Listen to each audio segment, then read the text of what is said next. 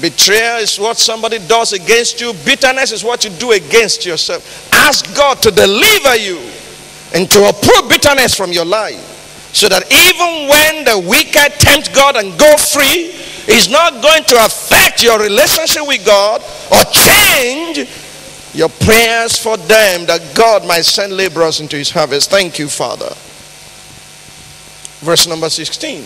Then those who feared the Lord spoke to one another, and the Lord listened and heard them.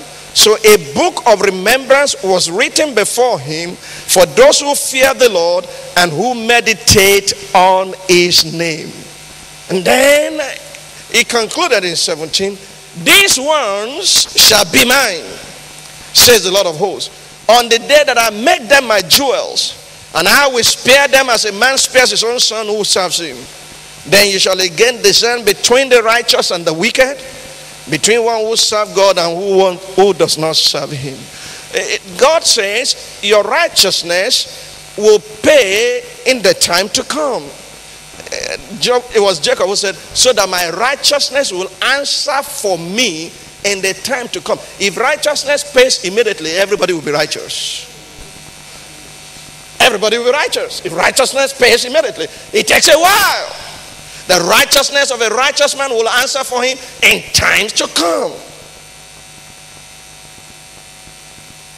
Because I am opening a book of remembrance for days once, and I will remember them.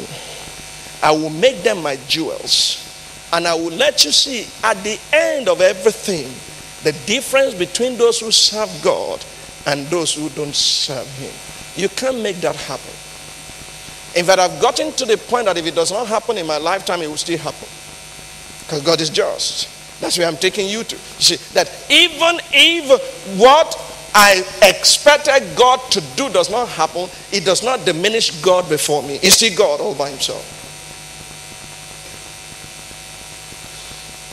When I round up this next week, you will fear God. Because next week I'm speaking on the reward of the wicked. Because God who rewards the righteous also rewards the wicked. When you see what the reward of the wicked is, you begin to pray for people not to stay wicked.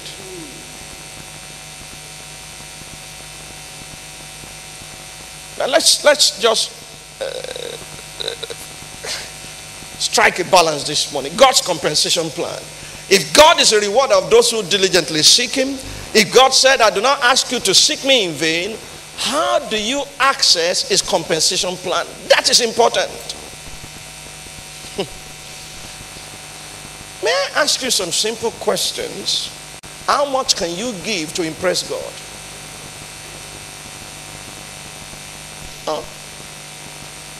Let's face it, that by the time you gave, God was so impressed that he said, look at this gift.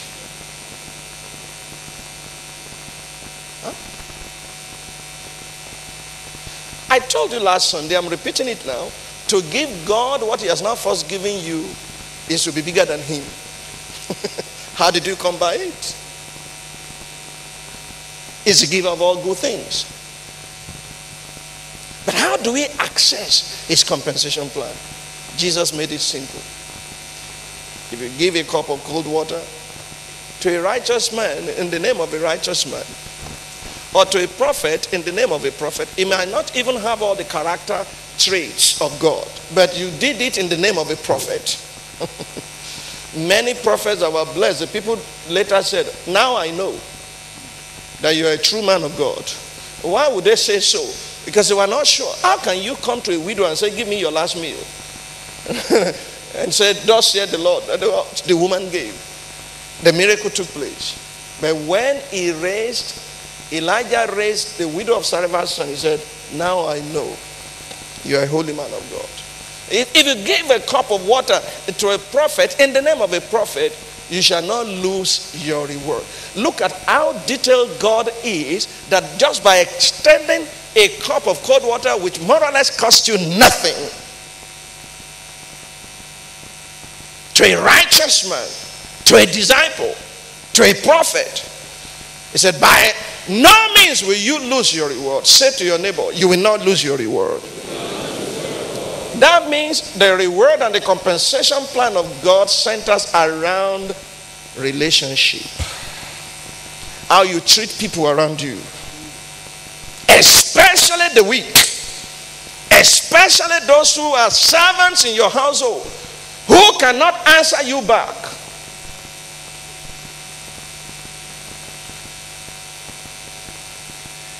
Do you understand this? Can a servant be a disciple? Can a houseboy be a righteous man?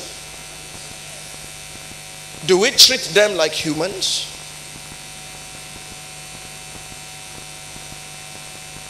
We treat them as less than us, as commoners.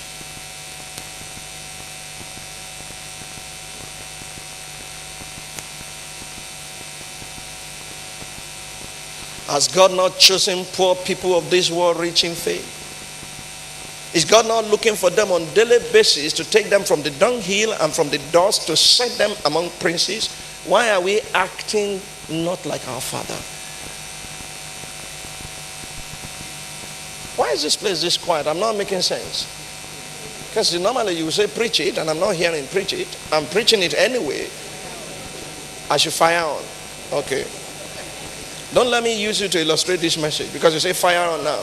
Because I will tell the whole world, oh, she's begging me. She's begging me. She's begging me. I know some of you, one of these days I will bring you out for illustrated sermons. The things you say to your spouses. Okay. Blessed are the merciful, for they shall obtain mercy. So I show mercy. I began to list people for you who entered into God's reckoning and became renowned just by simple acts of kindness to God's people. I started by profiling Rahab, a harlot who became the harlot. In Joshua chapter 2, she was a harlot. By the time you get to Hebrews 11, she had become Rahab the harlot. She had personified all harlots. But she was in the hall of faith. What did she do? She did not understand the sinner's prayer. She did not understand new converts class. She was not baptized by anybody. She attended no church. She ran simply a brothel. But she heard.